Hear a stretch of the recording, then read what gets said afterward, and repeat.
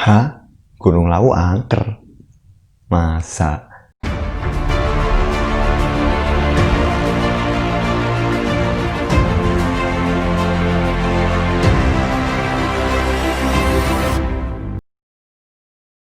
Assalamualaikum warahmatullahi wabarakatuh. Kembali lagi bersama saya Faruk di sharing santai.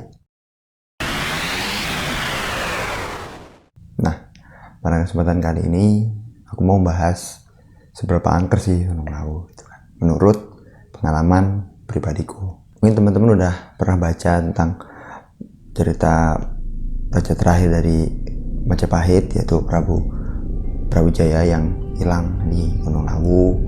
Kemudian Jalak Lawu yang selalu menuntun pendaki ketika pendaki mendaki dengan niat yang baik. Kemudian ada cerita lagi tentang adanya pasar Dieng, di mana beberapa pendaki pernah mendengar interaksi jual beli di sana gitu. Pantangan dilarang menggunakan baju berwarna hijau gitu.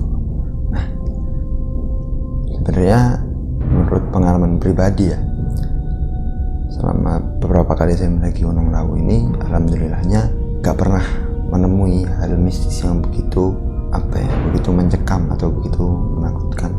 Jadi aku udah mendaki Gunung Lawu itu sekitar 12 atau 11 kali kalau nggak salah.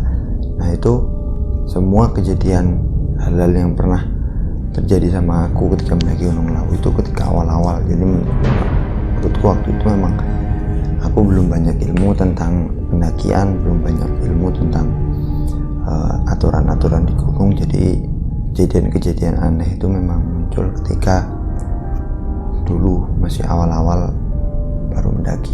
Jadi gunung pertama kali yang aku daki itu Gunung Lawu. Nah, memang waktu itu di beberapa momen sempat mendengarkan hal-hal yang kayak itulah, yang horor, kayak suara orang manggil-manggil nama, padahal tapi bukan teman gitu kan, teman dari arah panggilannya itu dari tengah hutan dan lain sebagainya. Itu pernah aku dengerin, cuman kalau sampai sekarang tuh enggak gitu. Jadi itu ketika 2013 itu pertama kali aku mendaki Gunung Lawu juga. Jadi pertama kali mendaki itu kan Gunung Lawu. Nah, itu memang pernah ketika antara pos 1 ke pos 2 atau pos 2 ke pos 3. Nah, itu tiba-tiba dari arah hutan itu memang ada yang manggil namaku gitu kan.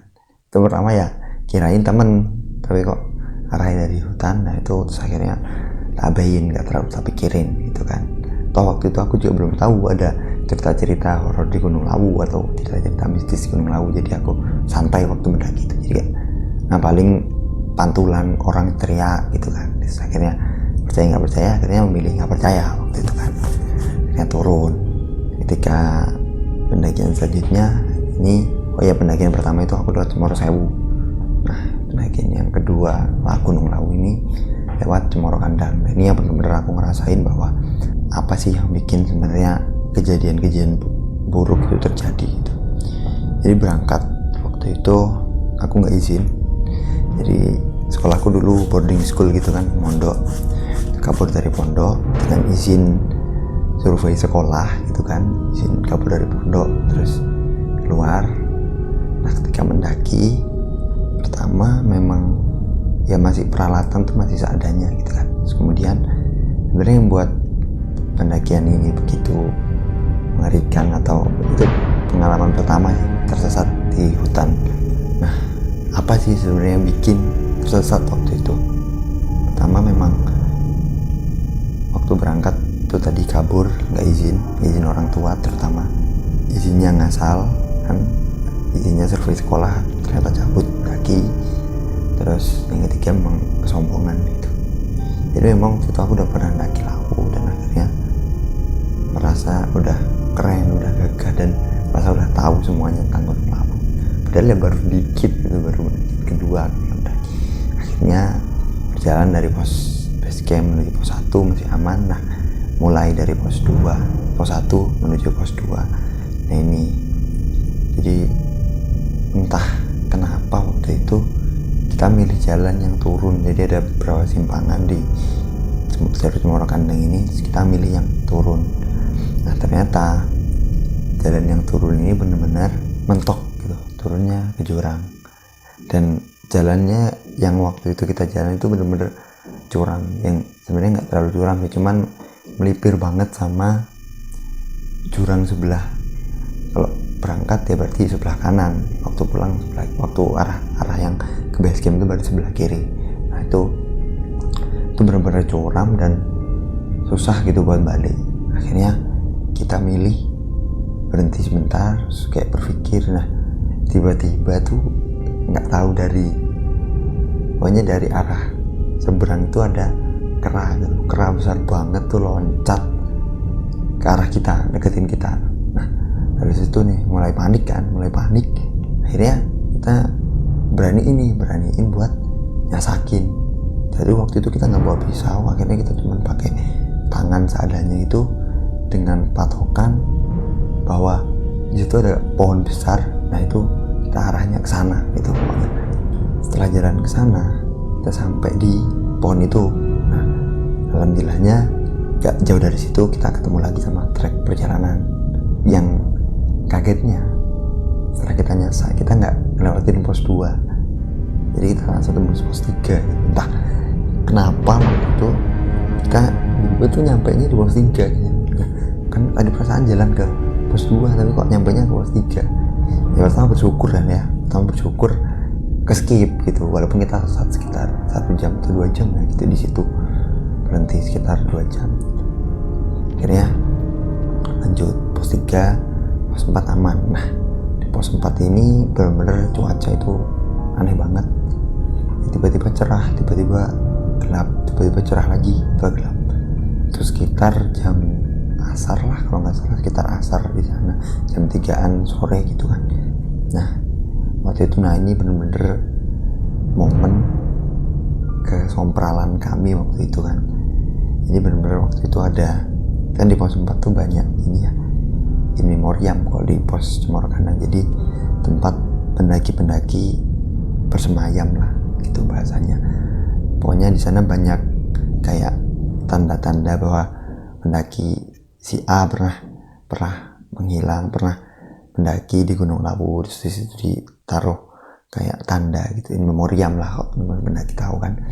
Nah di sana, nah itu benar-benar kita kelakuan ketidaksompralan kami itu di puncak itu gitu. Jadi waktu itu kita ngerasa apa ya, hal seperti itu tuh nggak penting gitu kan.